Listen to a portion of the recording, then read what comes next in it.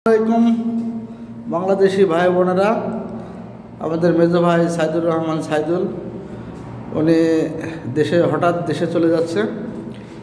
তো দীর্ঘদিন বিদেশে ছিল, উনি ছুটিতে যাচ্ছে, অল্প দিনের ছুটিতে। তো আপনারা দেখতে থাকুন। আমরা তাকে বিদায় দেওয়ার জন্য দাম্মাম এয়ারপোর্টে যাচ্ছি। তার সফর সঙ্গী হিসেবে আছে রাজ্জাক ভাই, মামুন ভাই, আমি, রসুল, রয়েল মাহমুদ, রুবেল।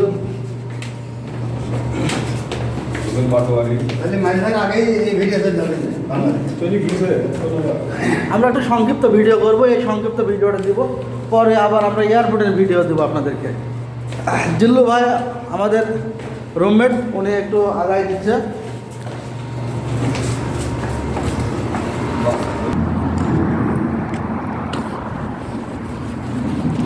সফর সঙ্গী হিসাবে আমরা সবাই আছি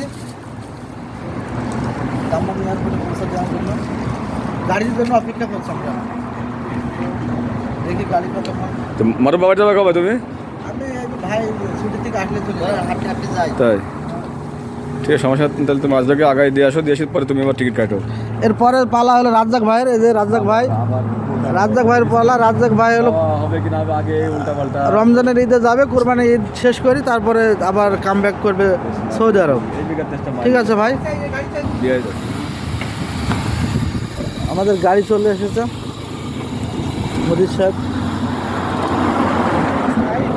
মোদির সাহেব চলে আসছে আমাদেরকে নিতে।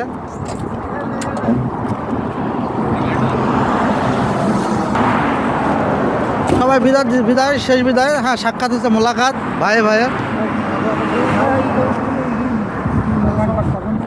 আলাপচারিতা চলছে এখন। কথা ভাবি না, ঠিক আছে? এদিকে এইচডি রুবেল, এদিকে রয়েল মাহমুদ ইউটিউবার।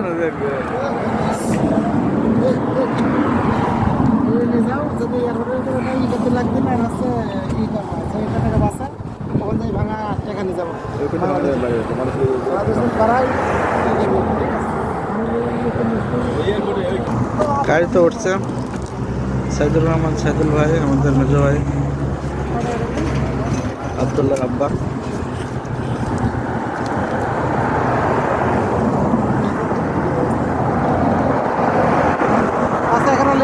এই যে আমরা রওনা দিলাম। আমাদের সফর সঙ্গী আশিক আছে, আশিকের ভিডিওটা দেখানো হয়নি। আশিক একটু হাই বলো।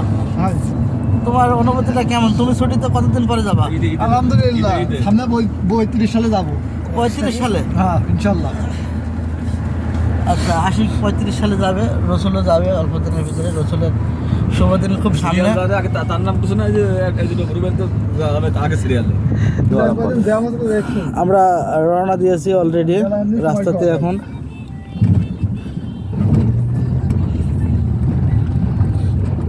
এটা সৌদি আরব দাম্মাম হুবুবের রাস্তার খণ্ডচিত্র।